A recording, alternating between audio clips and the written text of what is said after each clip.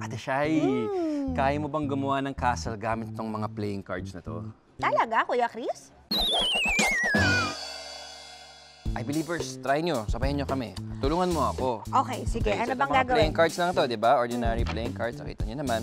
So, una, kailangan natin gumawa ng parang letter T. Hawak yan dalawa. Okay. And then, gawa tayo ng isa pang letter T para mag-ano siya. May masasandalan siya. Sa gitna, di ba? Okay. Yan. Ang tawag dyan ay ang four-cell box. No, itutuloy-tuloy lang natin para mag-expand ang ating castle. Dito ako sa kabilang side. Tuloy tayo.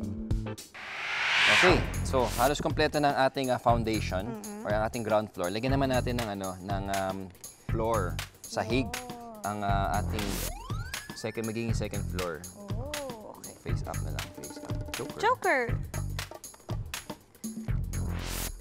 Okay, Okay na. O, na yun. May sahig na tayo.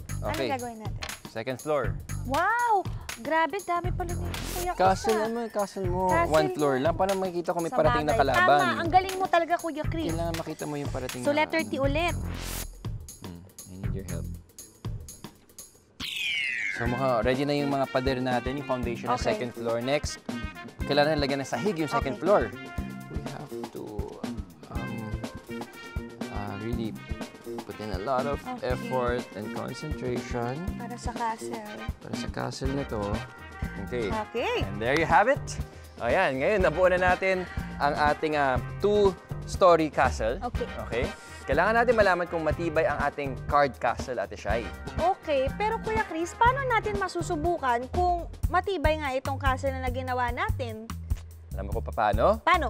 Ito ipapatong natin Uy! itong hollow block. Ala! Kuya Chris, wait lang, wag Totoo to, baka tingnan mo. masira. Oh, it's real, ha? Kakayanin ba niya itong hollow block ng castle ang hollow block na ito? Wag, Kuya Chris, baka masira. Well, there's only one way to find out, di ba? Hello. So, ang tanong, kakayanin kaya ng ating card castle ang bigat nitong hollow block? Ang sagot, malalaman sa pagbabalik ng I Believe! Ano, si Shai, tingin Wait mo? lang, wait lang. Totoo. And we're back. So kanina, pinakita namin sa inyo kung paano gumawa ng card castle. Okay, ngayon naman, malalaman natin kung kakayanin ng ating card castle itong mabigat na sementong hollow block. Oh my Ano, God. Ate Shaira, nasa tingin mo? Sige na nga nang masubukan. Go for it. Okay, Gina, Kuya Chris. Para lang malaman mo na totoong hollow block ito. Feel it, feel it. Oh my, ay, mabigat. Diba? Mabigat, diba? Mabigat. Okay, mabigat. Okay, here we go. Tingnan from the side kung nasa gitna ba siya ng ating... Okay. Okay, here we go. Oh my God. Middle na siya. Bitawan ko na. Hala! Kuya Chris! Wow! OMG! Uy, kinaya ka! Ano masasabi mo, Ate Shai? I believe! Teka. Parang kaya pa eh. Ano tingin mo? Parang kaya ba? Sige, So, isa ba? isa pa? Isa ba? Meron pa tayo? Meron pa ang hollow block okay, dyan. Okay, game. Oh my Level gosh. up. Wait lang Oy! Kuya Chris! The vibrations! Okay, tara. Okay. Let's find out. Only one way to find out.